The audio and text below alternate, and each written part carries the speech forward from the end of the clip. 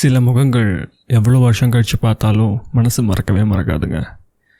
அன்னைக்கு ராத்திரி கல்யாண வீட்டில் நம்ம மாறன் அந்த வாசலில் கட்டெடுத்து போட்டு படுக்கும் பொழுது ஈவினிங் ரெஜினா சொன்ன அந்த பிஜிங்கிற வார்த்தை 5 வருஷத்துக்கு முன்னாடி அவரை கூட்டிகிட்டு போச்சு கோயம்புத்தூருக்கு. எக்ஸாக்ட்லி.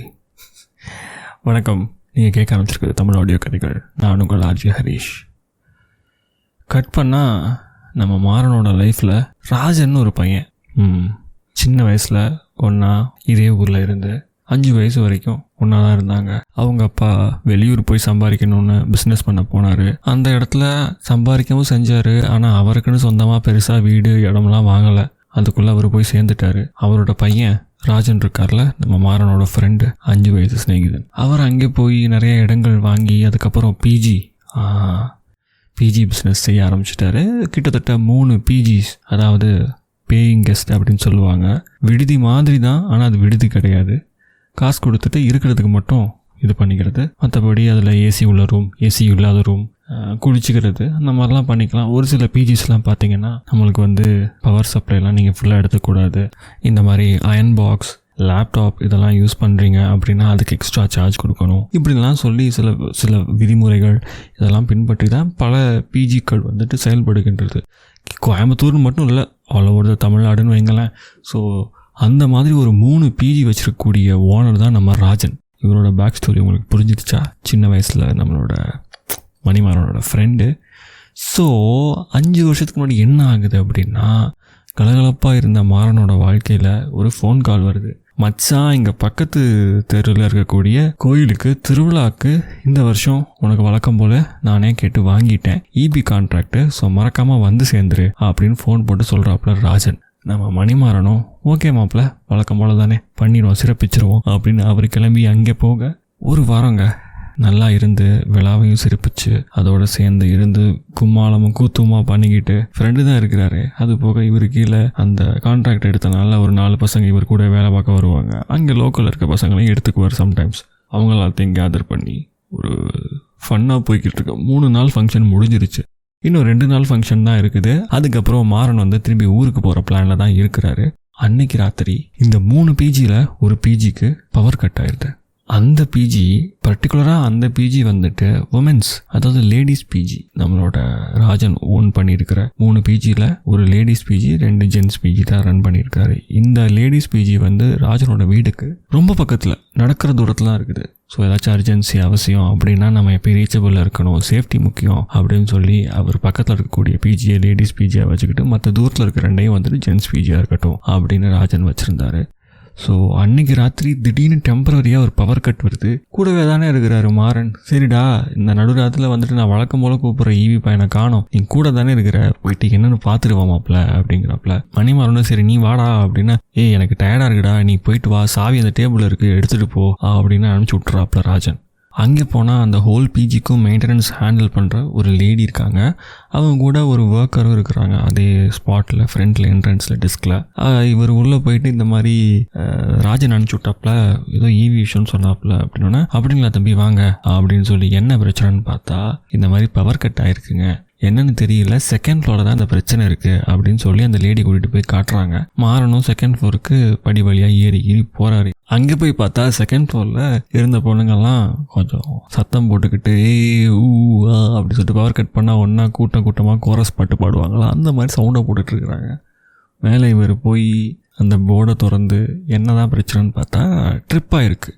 ஸோ அதுக்கு நடுவில் பார்க்கல இவங்கெல்லாம் பேசிக்கிறாங்க, அவள் தாண்டி பண்ணா, அவளோட ரூமில் தாண்டி இந்த பிரச்சனை வந்திருக்கும், ஏற்கனவே இந்த மாதிரி தான் பண்ணிக்கிட்டு இருந்தாள் அப்படின்னு சொல்லிட்டு அங்கே இருக்கிற பொண்ணுங்கள்லாம் அதை பற்றி பேசிகிட்டு இருக்கும்பொழுது மாறன் இந்த விஷயத்தை ஒரு 15 நிமிஷம் எடுத்துக்கிறாரு. அதுக்கப்புறம் கண்டுபிடிச்சிடுறாரு, இந்த ரூம்லேருந்து தாங்க வந்திருக்குது, இந்த ரூம் ஒரு நிமிஷம் நான் உள்ளே போய் செக் பண்ணலாங்களா, அலோவ் பண்ணுறீங்களா அப்படின்னு கேட்ட உடனே அந்த இடத்துல என்ன பொண்ணுங்க ஓகே போங்கண்ணா நீங்கள் போங்கண்ணா அப்படின்னு சொல்லிட்டு இவர் டார்ச் லைட் அடிச்சுட்டு உள்ளே போகிறாரு. ஃபோனில் இருக்க டார்ச் லைட் அடிச்சுட்டு போய் அப்புறம் இங்கே போர்டை செக் பண்ணுறாரு.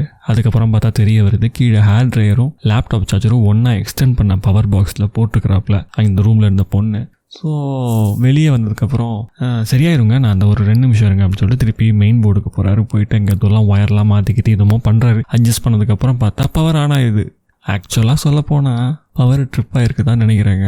ஆனால் இவர் அதை பற்றிலாம் வெளியே ஃபன்னாக சொல்லாமல் சீரியஸாக ஏதோ செஞ்சு முடித்த மாதிரி எதுவும் கேர்ள்ஸ் பிஜியில் ஒரு கெத்தாக இருக்கணும், பெருசாக வேலையை பார்த்து நடுராத்திரி நாளும் வந்து நான் ஹெல்ப் பண்ண பாருங்கிற மாதிரி ஒரு வைப்பு கொடுக்கலான்னு நினச்சிட்டு ஒரு 10 மினிட்ஸ் அப்படியே இழுத்து பண்ணிவிட்டு பாருங்கள் பவர் வந்துடுச்சு அப்படின்னு அந்த லேடி கிட்ட சொல்கிறாரு. அந்த லேடி பார்த்துட்டு ரொம்ப தேங்க்ஸ் தம்பி, இந்த டேட்டில் வரவே மாட்டார், எப்பயும் எங்களுக்கு நாங்கள் கூப்பிட்றவர், அடுத்த நாள் காலெலாம் வருவார் அந்த ஈவி பார்க்குற பையன், நீங்கள் இந்த டேட்லேயே வந்திருக்கிறீங்க, நீங்கள் யார் தம்பி அப்படின்னு கேட்குறாங்க. அந்த செகண்ட் ஃப்ளோரில் நின்று பேசிகிட்டு இருக்கும்பொழுது மாறன் சொல்கிறாரு, நான் உங்கள் ஓனரோட ஃப்ரெண்டு தாங்க, அதான் வந்தேன், உங்கள் ஓனர் வீட்டில் தான் இருந்தேன், அவன் தான் சாவி கொடுத்து அனுப்பிச்சி விட்டான், இல்லாட்டி நானும் வந்திருக்க மாட்டேன் அப்படின்னு சிரிச்சிட்டே சொல்கிறாரு பதில்.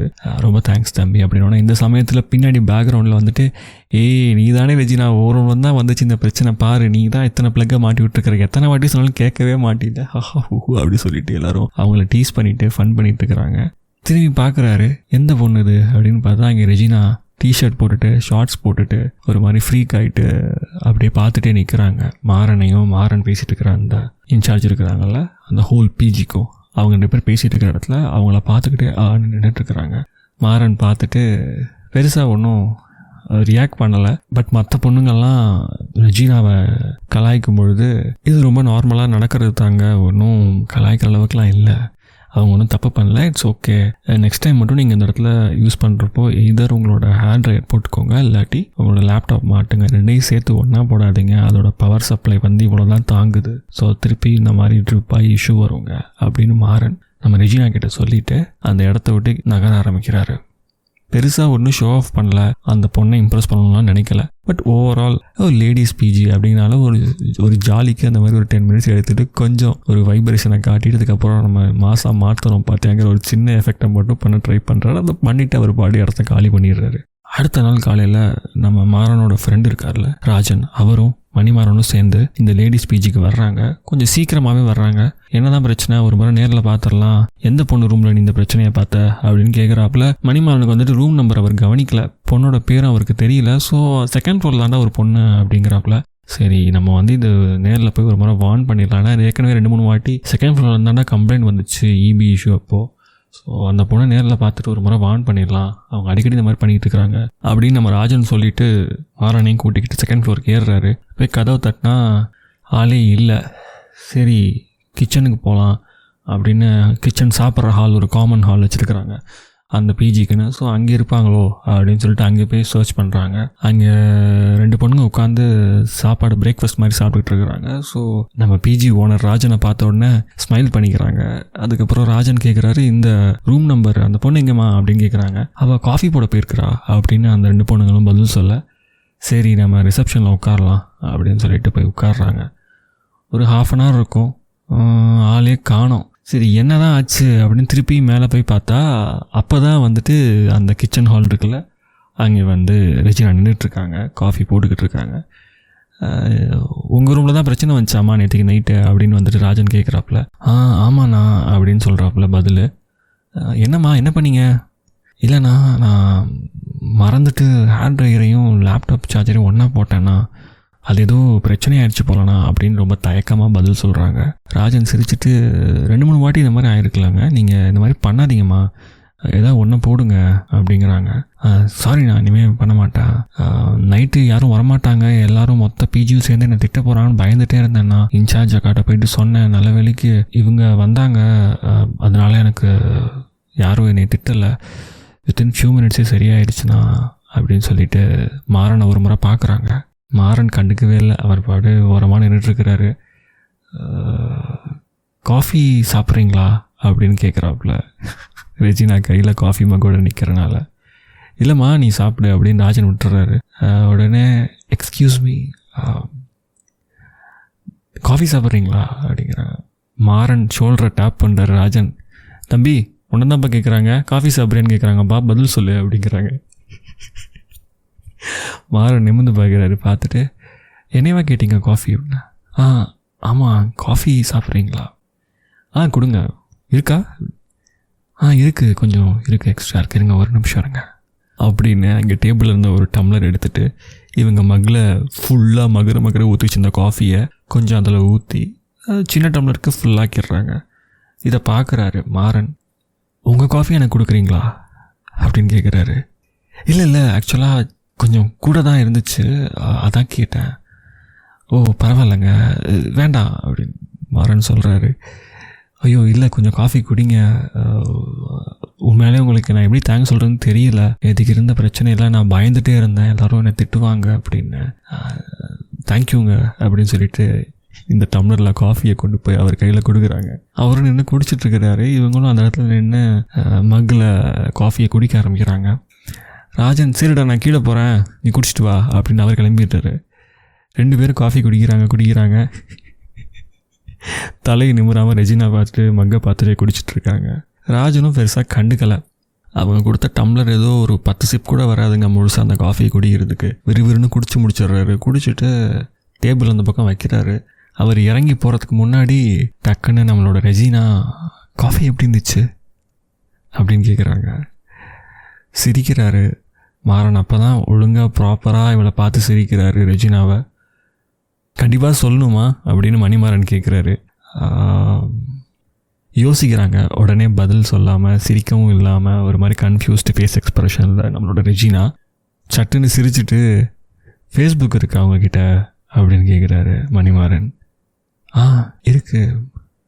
ஓகே மணிமாறன் என் பேர், ரெக்வஸ்ட் கொடுங்க அப்படிங்கிறாரு. அப்படின்னு கன்ஃபியூஸ் ஆகிறாங்க. ரெக்வஸ்ட் கொடுங்கங்க, வருதா இல்லையா சர்ச் பண்ணுங்கள் முதல்ல அப்படிங்கிறாரு. மணிமாறன் போட்டால் நிறையா வருது அப்படின்னு வேகமாக டைப் பண்ணிவிட்டு சொல்கிறாங்க. அதில் ஒருத்தவன் பின்னாடி பக்கம் கண்ணாடி மாட்டிட்டு கூலர்ஸை மாட்டியிருப்பான் பாருங்கள், அந்த டிபி இருக்கா? இருக்குங்க, அதுக்கு ரெக்வஸ்ட் கொடுங்க அப்படின்னு சிரிச்சுக்கிட்டே சொல்கிறாரு. கொடுத்துட்டேன், நீங்கள் தானா அது? வேறு யாருங்க? நான் அதில் ரிவ்யூ சொல்கிறேன் என்ன? இப்போ கிளம்புறேன், டைம் ஆச்சு. ஒரு சாதாரண ஃப்ரெண்ட் ரெக்வஸ்ட்டு எப்படி தினமும் பேசுகிற ஃப்ரெண்ட்ஷிப்பாக மாறிச்சு. அந்த ஃப்ரெண்ட்ஷிப் ஒரு படி மேலே போய் அவங்களுக்கே தெரியாமல் லவ்வாக மாறிச்சா? தெரிஞ்சுக்க அடுத்த எபிசோடை மறக்காமல் வந்து பாருங்கள். அடுத்த வாரம் வெள்ளிக்கிழமை இரவு 9 மணிக்கு சந்திப்போம். நன்றி.